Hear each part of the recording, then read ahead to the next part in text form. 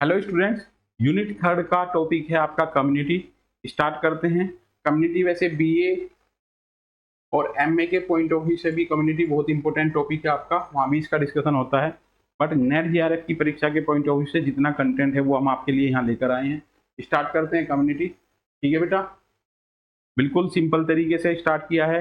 Complex level तक के question आपको यहाँ डिस्कस करेंगे, किस टाइप के क्वेश्चन आपसे बनते हैं उन सब चीज़ों को लेकर के चलेंगे। कम्युनिटी शब्द लैटिन भाषा के कम्युनस से बना है। कॉम का मतलब है लिविंग टुगेदर, लिविंग और टुगेदर साथ साथ, और म्यूनस का मतलब है टू सर्व। तो कम्युनिटी का जो मीनिंग है वो आपका है साथ साथ रह के सेवा करना। कम्युनिटी वर्ड ऐसे लोकल एरिया को लिया गया है जिसमें कि एक निश्चित भूभाग में सामान्य लोग अपनी जीवन यापन करते हैं। एग्जाम्पल इसका आप गांव ले सकते हैं। एक गांव की बात करें तो गांव ले सकते हो, आप शहर ले सकते हो। गांव इसका बेस्ट उदाहरण है और इससे आप इसकी फीचर समझ जाओगे। कम्युनिटी दो भाषा से मिलकर बना है, लैटिन भाषा के शब्द से बना है कम्युनस। कॉम का मतलब है लिविंग और म्यूनस का मतलब है टू सर्व। तो ये आपका इंट्रोडक्टरी हो गया है बेटा। कम्युनिटी के पॉइंट ऑफ व्यू से जब हम आगे बढ़ेंगे तो कम्युनिटी को दो भागों में डिवाइड करेंगे, रूरल कम्युनिटी, अर्बन कम्युनिटी। ठीक है, एग्जाम्पल इसके आपका गांव हो सकता है। ठीक है, किंग्सले डेविस क्या डिफाइन करते हैं कम्युनिटी के रिगार्डिंग? समुदाय सबसे छोटा ऐसा क्षेत्रीय समूह है जिसमें सामाजिक जीवन के समस्त पहलू आ जाते हैं। अब बेटा आपसे डेफिनेशंस पूछी जाती हैं पीजीटी के पेपर में, जो आपका एग्जाम पीजीटी को लेकर के होता है, जो अभी आपका जून में होने जा रहा है, उसके पॉइंट ऑफ व्यू से भी आपकी ये क्लास बहुत इंपॉर्टेंट है। जब आपकी पीजीटी का जो एग्जाम होता है उसमें डेफिनेशन को लेकर के क्वेश्चन आपसे पूछा जाता है।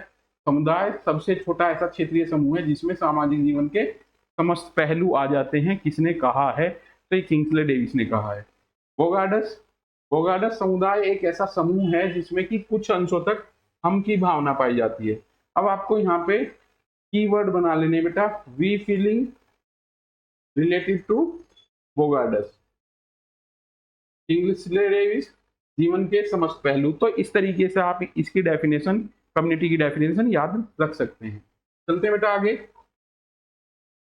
ऑगबर्न इनको कहते हैं, क्या कहते हैं ये? समुदाय किसी सीमित क्षेत्र के भीतर सामाजिक जीवन का पूर्ण संगठन है। ऑगबर्न इनकॉफ की जो की हेडलाइन है डेफिनेशन की, वो है सामाजिक जीवन का सीमित क्षेत्र के भीतर संपूर्ण संगठन है। ग्रीन कहते हैं वह समाज जो किसी निश्चित भूभाग, निश्चित भौगोलिक स्थान पर रहता है, समुदाय कहलाता है। अब यहाँ पे आपकी जो विशेषताएं हैं, कैरेक्टरिस्टिक्स हैं, वो सभी आपके आ जाएंगी और इनसे आपको टॉपिक क्लियर हो जाएगा विशेषताएं क्या क्या है। तो समुदाय की विशेषताएं क्या है? निश्चित भूभाग है, एक ऐसा लोकल एरिया जिसकी निश्चित भूभाग है, उसमें एक निश्चित जनसंख्या निवास करती है, अपनी सामान्य जीवन शैली व्यतीत करती है, और जो स्वतः विकसित हुआ हो, self spontaneous is the necessary condition for the community. आप देखोगे जो कॉलोनी बनी है उसे आप कम्युनिटी नहीं कह सकते, क्योंकि कम्युनिटी की एक फीचर आपकी स्वतः विकास ही है। समुदाय का स्वतः विकास, एक सामान्य संस्कृति, अनिवार्य सदस्यता, स्थायी समुदाय, हम की भावना, समुदाय मूर्त व्यक्तियों का समूह है। तो ये आपकी समुदाय की विशेषताएं हैं। इसे आपको कंपैरिजन करना है गांव से। किसी शहर की हम बात करेंगे लोकेलिटी, या आप देख लोगे मेरठ, इसे भी हम कम्युनिटी बोल सकते हैं, और संपूर्ण भारत को भी हम कम्युनिटी कह सकते हैं। ठीक है, तो आप देखोगे छोटे स्तर से बड़े स्तर तक ये जा सकता है। इसका एक निश्चित भूभाग है, डेफिनेट ज्योग्राफिकल एरिया है, एक सामान्य संस्कृति है, कॉमन कल्चर है, अनिवार्य सदस्यता है, इसकी ऐच्छिक सदस्यता नहीं है। आप देखोगे गांव में जब हम पैदा होते हैं तो ये हमारी मर्जी नहीं होती कि गांव के सदस्य बनेंगे या नहीं बनेंगे, वहाँ ऑटोमेटिक बर्थ होते ही हम गांव के सदस्य बन जाते हैं। स्थायी समुदाय है, टेम्परेरी नहीं है। हम की भावना मिलती है, जो बोगार्डस की डेफिनेशन की फीचर है। समुदाय मूर्त होता है क्योंकि ये व्यक्तियों का समूह होता है, और इसका स्वतः विकास होता है, ये सेल्फ स्पॉन्टेनियस होता है। ये आपकी समुदाय की फीचर हैं, समुदाय की विशेषताएं हैं। ठीक है बेटा, चलते हैं इससे आगे। रेडफील्ड, आपका जो नेट जेआरएफ की परीक्षा में क्वेश्चन आता है वो रॉबर्ट रेडफील्ड और टी सैनिन को लेकर के ही आता है। आपका पीजेंट पीजेंट को लेकर के इनकी स्टडी है, जो उनको लेकर के आपके क्वेश्चन इनसे पूछे जाते हैं। रेडफील्ड ने दो प्रकार के लघु समुदाय और वृहद समुदाय में बताए हैं। लिटिल कम्युनिटी पे रॉबर्ट रेडफील्ड का कार्य है और इसको आपको अच्छे तरीके से करना है, क्योंकि ये वो पोर्शन है जो कम्युनिटी में आपका क्वेश्चन बनता है। अर्बन कम्युनिटी में आपके पोलिस, ईओपोलिस, मेट्रोपोलिस, नेक्रोपोलिस, इनकी सीरीज को लेकर के आपसे क्वेश्चन पूछे जाते हैं, जो मैं अभी इस लेक्चर में आपसे बिल्कुल क्लियर करने वाला हूँ। ये रोज के अनुसार ग्रामीण समुदाय अधिक राष्ट्रवादी और देशभक्त होते हैं। ये इनकी कोटेशन है बेटा, जो आपके Uttarakhand assistant professor PGT, Uttar Pradesh का पीजीटी का परीक्षा है, आपकी असिस्टेंट प्रोफेसर की परीक्षा है, इनमें कोटेशन आपसे पूछ ली जाती है ये कथन किसका है। तो ग्रामीण समुदाय अधिक राष्ट्रवादी और देशभक्त होते हैं, ये आपकी ईरोस की डेफिनेशन है। पीएच लैंडिस के अनुसार ग्रामीण वह क्षेत्र है जिसके निवासी प्रत्यक्ष रूप से प्रकृति पर निर्भर होते हैं। जो रूरल एरिया है वहां पे आप देखोगे कोई भी व्यक्ति डायरेक्ट नेचर के ऊपर डिपेंड है, नेचर से डायरेक्ट कंट्रोल उसका होता है और वो ज्यादा प्रकृति के नजदीक होता है, जिसका आकार सीमित होता है, जिसमें घनिष्ठ और प्राथमिक संबंध पाए जाते हैं, प्राइमरी रिलेशन मिलते हैं। अगर आप अर्बन एरिया में जाएंगे तो यहाँ पे आपके सेकेंडरी रिलेशन की प्रायोरिटी ज्यादा होती है, अधिकता ज्यादा देखने को मिलती है। ठीक है बेटा, चलते हैं आगे इसमें। अब यहाँ पे ग्रामीण समुदाय के प्रकार बताए हैं। ये जो पॉइंट आपके चल रहे हैं बेटा, बीए और एमए की क्लास में भी यही सिलेबस आपका कम्युनिटी का रहने वाला है और वहां पे भी इस टाइप के क्वेश्चन आपसे पूछे जाते हैं। और ये सोशियोलॉजी का बिल्कुल बेसिक वाले कॉन्सेप्ट हैं। यहाँ आकर के हम थर्ड यूनिट में इसका डिस्कशन कर रहे हैं, बट 2018 से पहले जो सिलेबस था उसमें आपके बेसिक कॉन्सेप्ट के पहले ही कॉन्सेप्ट क्लियर करा दिए जाते थे। यहाँ थर्ड यूनिट में आने के बाद बेसिक कॉन्सेप्ट क्लियर कराए जा रहे हैं, तो थोड़ा सा आपको समझ के चलना है। यहाँ लो लेवल के टॉपिक हैं ये। इससे पहले यूनिट 1 जो आपकी हुई, इसमें पियरे बोर्ड्यू, मैनुअल कैसेल्स, एंथनी गिडिंस, हेबरमार्क, ये आपके जो फॉरेनर थिंकर हैं ये आपके बहुत इंपॉर्टेंट हैं और ये ज़्यादा कॉम्प्लेक्स लेवल के हैं। इसे इसलिए आपको इसी तरीके से हैंडल करना है जैसे यहाँ पे दिया गया है कि भारतीय धर्म ग्रंथों के अनुसार यहाँ पे इंडोलॉजिकल टेक्सचुअल के पॉइंट ऑफ व्यू से रूरल एरिया का यानी कि गांव का हमने यहाँ वर्गीकरण किया है कि गांवों के नाम किस प्रकार के होते थे। तो घोष जो है ये गांव छोटे होते हैं, ये जंगल के पास बसे होते हैं और ऐसे गांव का मुख्य व्यवसाय पशुचरण होता है। ठीक है, ग्वालों का गांव इसको हम कह सकते हैं। तो घोष क्या है, ग्वालों का गांव है और इसमें मुख्य व्यवसाय आपका पशुचरण है। दूसरा पॉइंट है आपका ग्राम, इसका मुख्य व्यवसाय खेती होता है। गांव के मुखिया को ग्रामीण कहा जाता है। ये क्वेश्चन आपसे बनता है, पीजीटी में पूछ लिया जाता है आपसे क्वेश्चन ये। 10 गांवों के मुखिया को दासी कहा जाता है, 20 गांव के मुखिया को निशांती कहा जाता है और 100 गांव के मुखिया को सती कहा जाता है। ये इंपोर्टेंट टर्मोलॉजी है। ये आप देखोगे कि जब हम पंचायती राज स्टार्ट करेंगे तो पंचायती राज में एक टर्म आएगी आपकी पंच, जिसको हमने आफ्टर 73rd कॉन्स्टिट्यूशन अमेंडमेंट प्रधान की संज्ञा दी है। तो ये क्या है कि कोई भी सोसाइटी जब गवर्न होती है तो वो अपने मुखिया का चुनाव करती है। जैसे आप कबीले में जाएंगे तो कबीले में सरदार जो है वो गवर्न करता है पूरे कबीले को। तो बेटा यहाँ पे ये क्लासिफिकेशन किया है, गांव का मुख्य व्यवसाय खेती है और घोष जो है इस क्रम में ज्यादातर आपका पशुचरण आता है और ये जंगल के पास बसे हुए गांव होते हैं। तो यहाँ पे मुखिया के आधार पर जो मुखियाओं का टर्मोलॉजी दी है, जो इन गांव को गवर्न करते हैं, किसके अंदर में कितने गांव आते हैं, तो 100-1000 गांव को गवर्न करने वाले को ग्रामाधिपति कहा गया है। ठीक है बेटा, आपसे ये इस तरीके से भी ग्रामीण, फिर इसके ऊपर आपका आ जाएगा दासी, फिर इससे पहले निशांती,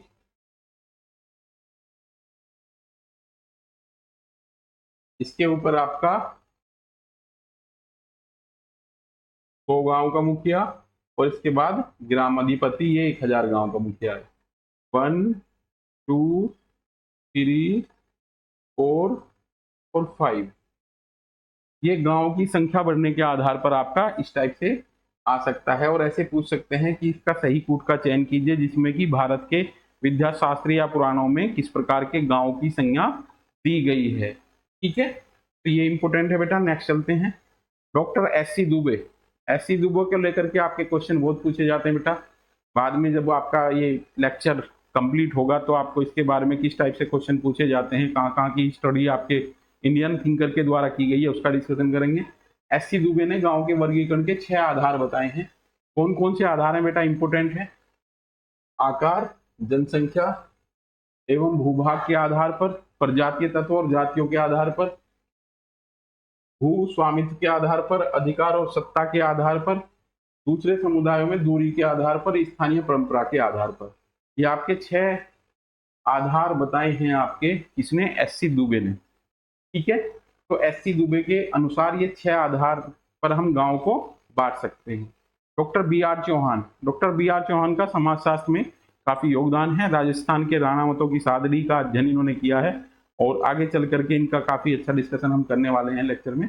बी.आर. चौहान इन्हें 4 भागों में बांटते हैं, बड़ा गांव, मध्यम गांव, नगर के पास के गांव और जनजाति के पास में बसा गांव। ये बी.आर. चौहान का क्लासिफिकेशन है बेटा गांव को लेकर के। किराती कर्वे ने निवास स्थान के आधार पर भारतीय गांव को 3 भागों में बांटा है,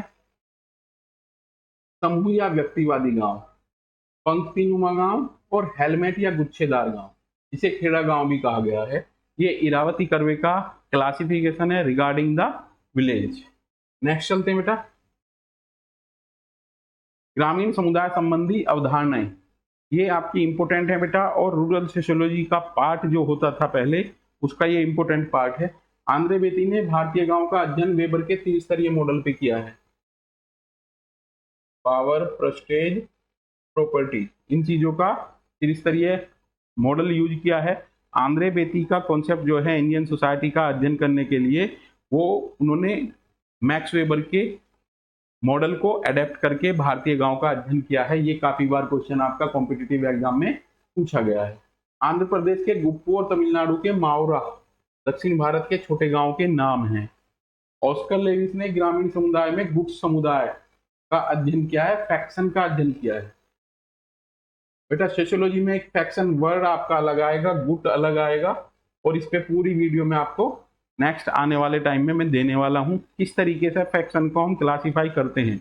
ऑस्कर लेविस की स्टडी है at the time of election, rural areas में लोगों का गुट में बट जाना। उसी टाइम पे आप देखोगे गुट में बट गए हैं, वहां पे जो आपसी सौहार्द है वो खत्म हो गया है। इलेक्शन के टाइम पे ज्यादा तनाव देखने को मिलता है।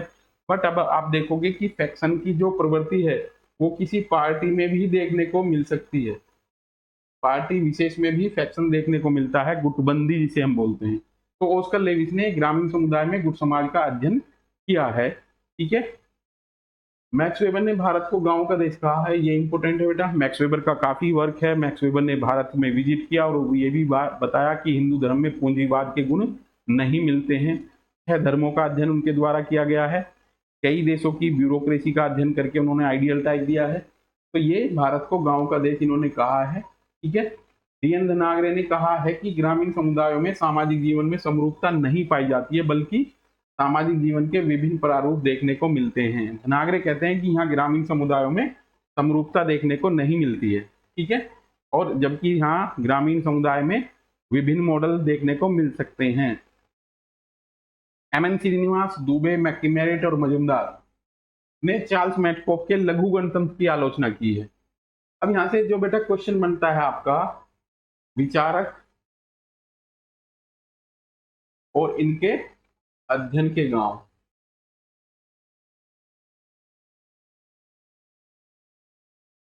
इनको लेकर के आपके क्वेश्चन बनते हैं। और लगभग हर कंपटीशन में आपसे एक थिंकर या मैच द फॉलोइंग करके आपसे क्वेश्चन पूछा जाता है, और यहाँ आपको विचारकों को मैच करना होता है कि किस विचारक ने कहाँ की स्टडी की है। ठीक है, ये आपको मैं आगे डिस्कस करने वाला हूँ।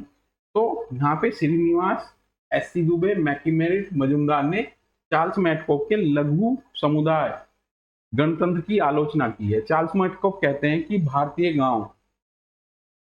गांव क्या है बेटा, लघु समुदाय हैं, और ये लघु समुदाय की जो विशेषता फोर्थ जो डिस्कस की है रॉबर्ट रेडफील्ड ने, वो बताया था आत्मनिर्भरता। इसी को लेकर के इन्होंने कहा है कि भारतीय गांव क्या है, एक छोटे गणतंत्र हैं। इसकी आलोचना श्रीनिवास दुबे, मैक्सिमेरिट मजुमदार के साथ साथ बी आर चौहान ने भी इसकी आलोचना की है। और बी आर चौहान ने राणावतों की सादड़ी राजस्थान के विलेज का अध्ययन किया है, बदला हुआ नाम है ये। तो उन्होंने उसमें जो रेडफील्ड के द्वारा विशेषता दी गई थी, तीनों विशेषता मिलती हैं, बट फोर्थ जो है आत्मनिर्भरता, वो भारतीय गांव में देखने को नहीं मिलती है।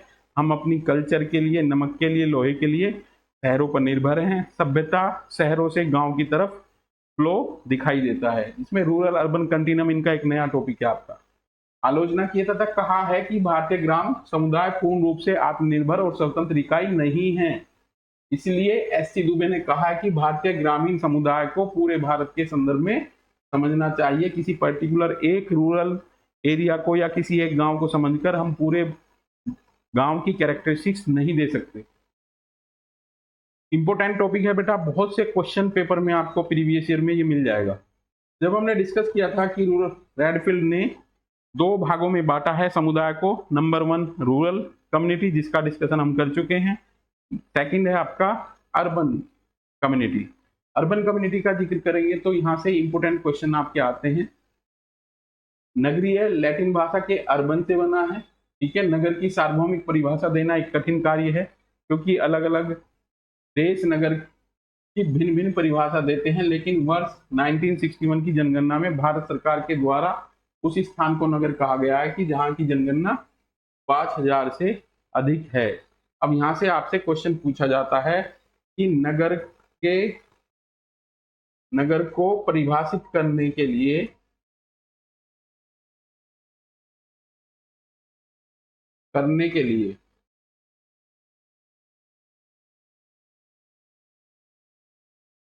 किस वर्ष की जनगणना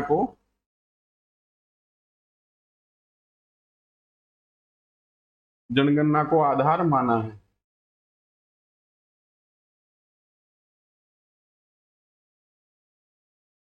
क्या आंसर आएगा बेटा? 1961, ठीक है। नगर कहा गया है, जनगणना जनसंख्या कितनी हो, 5000 हो। यहाँ से आपके नेट जेआरएफ की परीक्षा में क्वेश्चन बनते हैं बेटा, इसे हाईलाइट कर लेना। किसी बच्चे को इसके नोट्स पीपीटी वगैरह चाहिए तो वो पर्सनली कांटेक्ट करके व्हाट्सएप पे पीडीएफ मंगवा सकते हैं, फ्री ऑफ कॉस्ट आपको अवेलेबल हो जाएगी। घनत्व कम से कम 400 व्यक्ति प्रति वर्ग किलोमीटर हो। बहुत से बच्चे पॉपुलेशन डेंसिटी नहीं जानते हैं। पॉपुलेशन डेंसिटी पर स्क्वायर किलोमीटर में एन एवरेज व्यक्तियों की संख्या को हम बोलते हैं। तथा वहां 75% कार्यशील जनसंख्या गैर कृषि कार्यों में लगी हो। अब कार्यशील जनसंख्या का यहाँ एज क्लासिफाई किया है 15 to 59 ईयर। तो गैर कृषि कार्यों में लगी हो, जहां एक प्रशासनिक केंद्र के रूप में नगर पालिका, नगर निगम, छावनी बोर्ड या स्थानीय लोगों का एक निकाय कार्यरत हो। तो यहाँ पे बेटा आपकी कैरेक्टरिस्टिक्स किसके आगे, अर्बन कम्युनिटी के, अर्बन एरिया के, किस क्षेत्र को आप अर्बन कह सकते हो। तो ये सभी कैरेक्टरिस्टिक उसके हैं, इंपोर्टेंट हैं, अच्छे तरीके से आपको ये मेमोराइज कर लेने हैं। नेक्स्ट चलते हैं बेटा इसमें। चार्ल्स बर्गिल, नगर एक ऐसी संस्था है जहां के अधिकतर निवासी कृषि कार्य के अतिरिक्त अन्य उद्योगों में लगे रहते हैं। अभी जब स्टार्ट किया था अर्बन कम्युनिटी तो आपको ये कहा गया है कि इसको परिभाषित करना थोड़ा टफ है। क्यों टफ है? क्योंकि इसके अनेक आधार होते हैं। तो इंडस्ट्री या व्यवसाय की प्रकृति एक इंपॉर्टेंट फैक्टर है इसको डिटरमाइन करने के लिए, रूरल को और अर्बन को। अब अर्बन के लिए हमने यहाँ पे बोल दिया कि 75% जनसंख्या गैर कृषि कार्यों में कार्यरत हो। तो ऐसे ही यहाँ चार्ल्स बर्गिल कह रहे हैं, नगर एक ऐसी संस्था है जहां के अधिकतर निवासी कृषि कार्य के अतिरिक्त अन्य उद्योगों में व्यस्त हों। यावती करवे, नगरीय समुदाय केवल सुख का साथी है। यहाँ नेचर के आधार पे इन्होंने क्लासिफाई किया है।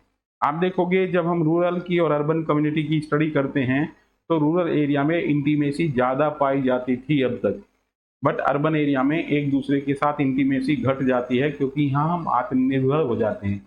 और अगर हम ये कहें कि जो एक दूसरे पर निर्भरता है वो लोगों में आपसी सौहार्द को बढ़ा देती है, तो कोई अतिशयोक्ति नहीं होगी। जैसे जैसे निर्भरता घटती गई वैसे वैसे समाज में से आपसी सौहार्द घटता गया है। बोगार्डस कहते हैं अत्यधिक वर्ग विषमता नगर का लक्षण है। गांव की विशेषता है इक्वलिटी मिलेगी, समानता मिलेगी, होमोजेनिटी मिलेगी, बट अर्बन एरिया में होमोजेनिटी नहीं मिलेगी, डिफ्रेंसिएशन ज्यादा मिलेगा।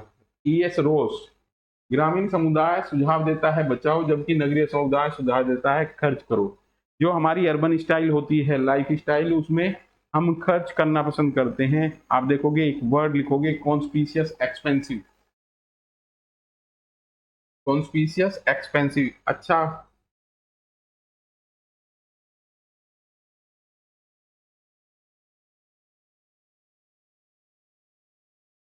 दिखावटी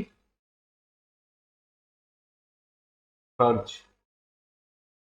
ये इंपॉर्टेंट टॉपिक है बेटा, नेट की परीक्षा में ज्यादातर पूछा जाता है और पिछले 2-3 सेट से ये कंटिन्यू आपका आ रहा है। तो ये किसकी विशेषता है? नगरीय जीवन की। नगर जगत का मित्र होता है, जबकि गांव राष्ट्रवादी और स्वदेश अभिमानी होते हैं। नगर जगत मित्र होता है मतलब कि आप देखोगे कि रूरल एरिया में अपने नेशन के प्रति डिवोशन ज्यादा मिलता है, जबकि अर्बन एरिया पूरे वैश्विक समुदाय के लिए यूनिटी की बात करता है। तो रोज की ये कोटेशन आपकी इंपोर्टेंट है। इसके बाद है आपका सोरोकिन, जिम्मरमैन और गाल्पिन। ग्रामीण समुदाय तालाब तथा घड़े के शांत जल के समान होता है, तो वहीं नगरीय समुदाय केतली में उबलते पानी के समान है।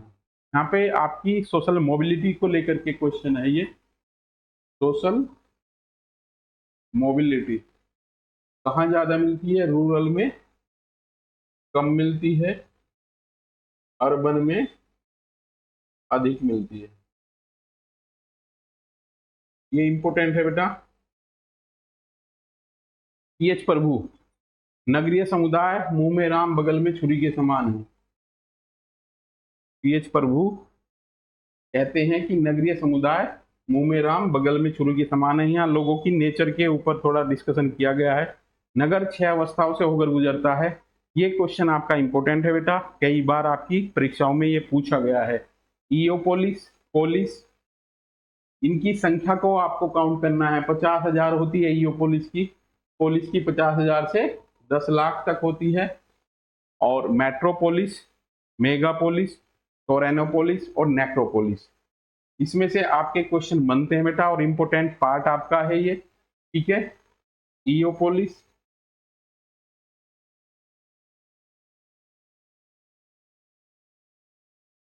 पोलिस, मेट्रोपोलिस, फिर मेगापोलिस, टोरेनोपोलिस और नेक्रोपोलिस। इसका सही क्रम आपको लगाना है,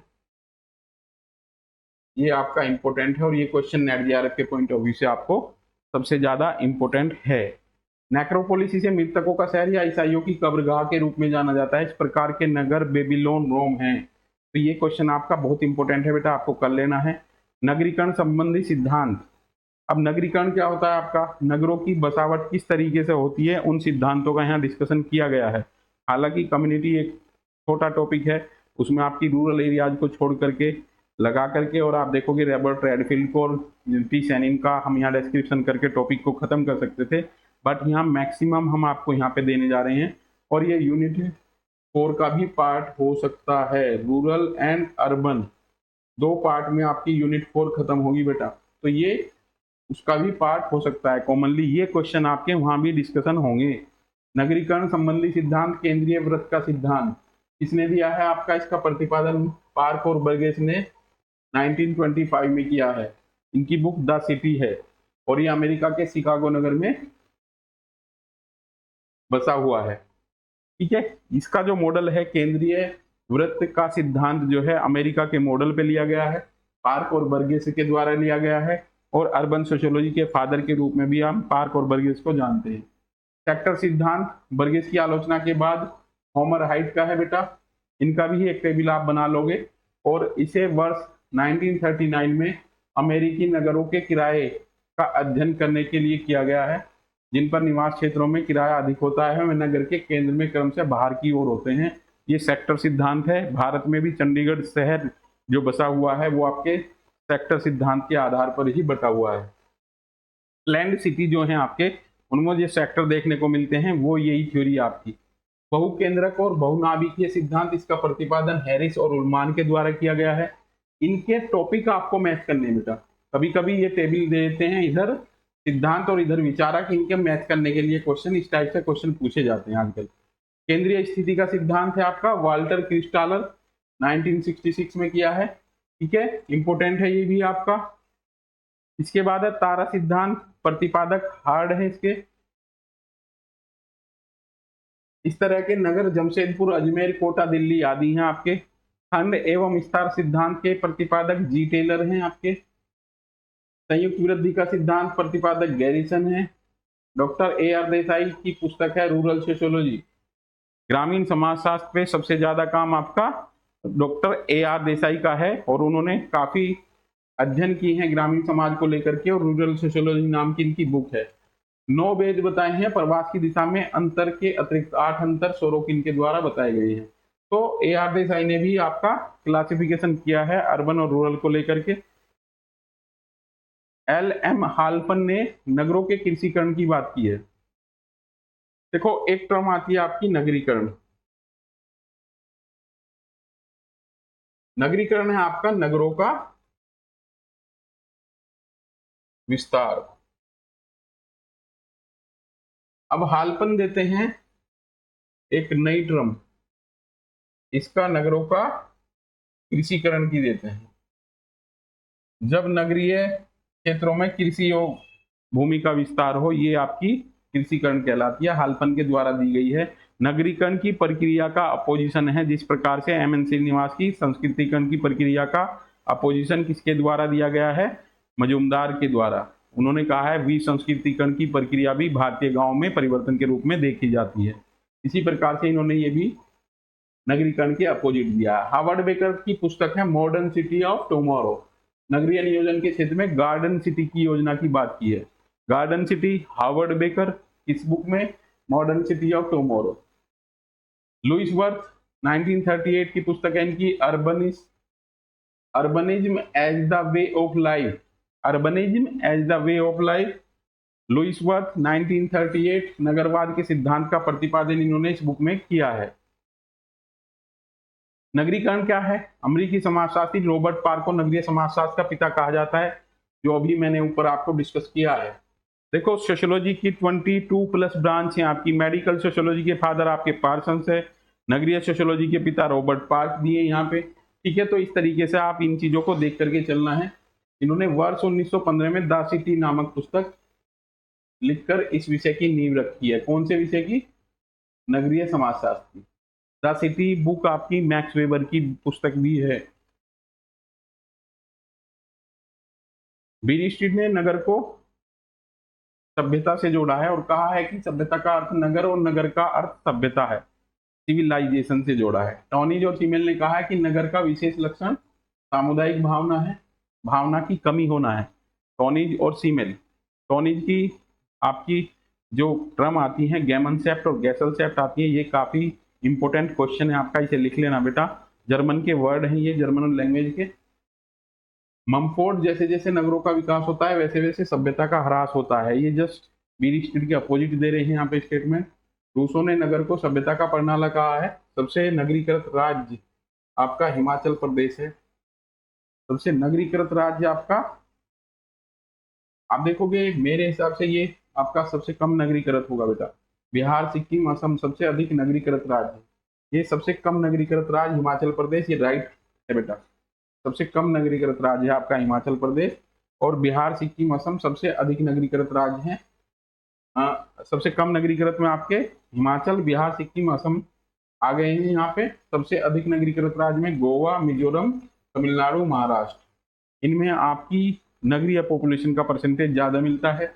ओवरऑल देखेंगे 68.20% जनसंख्या आज भी भारतीय गांव में निवास करती है। अभी 2021 के जो जनगणना के डेटा आएंगे तो ये और घट जाएगी बेटा। इससे पहले हम 75% जनसंख्या आज भी गांव में निवास करती है। यहाँ से स्टार्टिंग करते थे अगर रूरल अर्बन को लेकर के कोई डिस्कशन करने जा रहे हैं।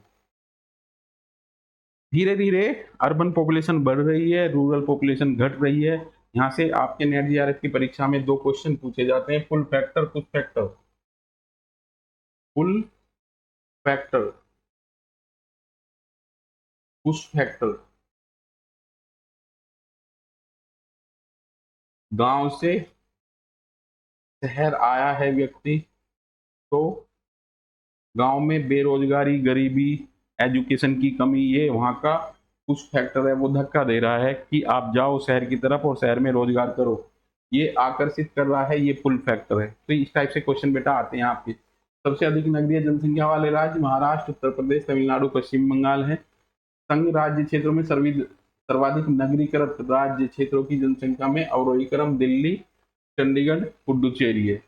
लिटिल कम्युनिटी पे लेकर के बहुत क्वेश्चन आता है और इस पूरे टॉपिक की थीम है बेटा ये लघु समुदाय की अवधारणा सर्वप्रथम रॉबर्ट रेडफील्ड ने अपनी पुस्तक द लिटिल कम्युनिटी में दी है।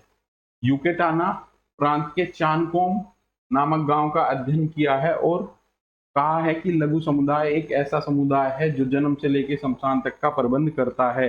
ये लिटिल कम्युनिटी की विशेषताएं हैं जहां से इंडियन थिंकर को आप पढ़ना शुरू करते हैं, जहां M N. Srinivas, S C. Dube, B R. Chauhan ने जो चार्ल्स मेटकॉफ की लघु गणतंत्र की संकल्पना थी उसको क्रिटिसाइज किया है। ठीक है बेटा, रॉबर्ट रेडफील्ड को आपको याद रखना है। रेडफील्ड ने लघु समुदाय की 4 विशेषताएं बताई हैं, ये क्वेश्चन भी आपसे पूछा जा सकता है। लघुता, विशिष्टता, समरूपता और आत्मनिर्भरता, इस पे सबसे ज्यादा डिस्कशन होता है रॉबर्ट रेडफील्ड की इस विशेषताओं को लेकर के, और इन्होंने लघु समुदाय की संकल्पना भारतीय गांव से की है। रेडफील्ड ने 27 लघु समुदायों का अध्ययन किया है और पाया है कि ये विशेषताएं अधिकांश समुदायों में पाई जाती हैं। प्रत्येक समुदाय में विशेषताएं भिन्न भिन्न मात्रा में पाई जाती हैं। रेडफील्ड ने बोलिविया के जंगलों में रहने वाले सिरोनी इंडियनों के बारे में भी बताया कि ये लघु और विशिष्ट समुदाय होते हैं। इंपोर्टेंट स्टडी है रॉबर्ट रेडफील्ड की। इसके बाद इनके एक थिंकर आते हैं T Shanin, peasant and peasant society को लेकर के उनकी स्टडी है। Peasant society and culture 2 book हैं आपकी, दोनों का डिस्कशन आपका किया जाएगा नेक्स्ट क्लास में। सूडान की ढोर पालने वाली न्यूर जनजाति में लघु समुदाय की विशेषताएं पाई गई हैं। लघु समुदाय की अवधारणा भारतीय गांव में पूर्णतः लागू नहीं होती है। इवान पिराचार्ड न्यूर जनजाति का अध्ययन किया है और कहा है कि ये लोग उदार, सहनशील तथा समूह में रहने वाले और स्वयं को गर्व के साथ देखने वाले होते हैं। इवान प्रिचार्ड ने न्यूर जनजाति का अध्ययन किया है। हेम्बर्ग ने बोलिविया के जंगलों में रहने वाली जनजाति का अध्ययन किया है और कहा है कि ये लोग शिकारी, असामाजिक और असहयोगी, व्यक्तिवादी और साथियों के प्रति अत्यधिक उदासीन होते हैं। ये इंपॉर्टेंट हैं आपके, ये जो डिस्कस किए गए हैं, ये जो ट्राइब स्टडी की गई है, इनको लेकर के आपके क्वेश्चन बनते हैं बेटा। नेक्स्ट आ जाते हैं, रॉबर्ट रेडफील्ड ने कहाँ का स्टडी किया है? चानगांव कोमगांव का लिटिल कम्युनिटी बुक क्या है? द लिटिल कम्युनिटी बुक है। इनकी 4 विशेषताएं बताई हैं, विशिष्टता, लघुता, समरूपता और आत्मनिर्भरता। सबसे ज्यादा डिस्कशन इस पॉइंट को लेकर के होता है। Where the community begin and where the its end is apparent, कहाँ से लघु समुदाय स्टार्ट होता है, कहाँ खत्म होता है, ये हमें दिखाई देता है। रेडफील्ड ने बोलिविया के जंगलों के सिरियोनी इंडियंस का अध्ययन किया है। ठीक है बेटा, ये क्वेश्चन आपका इंपोर्टेंट है और एग्जाम के पॉइंट ऑफ व्यू से। सूडान की न्यूर ढोर पालने वाली जनजाति का अध्ययन किया है इन्होंने। इसके बाद डॉक्टर ब्रजराज चौहान की स्टडी है बेटा। एक पॉइंट मैंने आपको बताया था, आपसे इस टाइप का क्वेश्चन पूछा जाता है। ब्रजराज चौहान राजस्थान के राणावतों की सादड़ी का अध्ययन किया है। इन्होंने भारतीय गांवों की आत्मनिर्भरता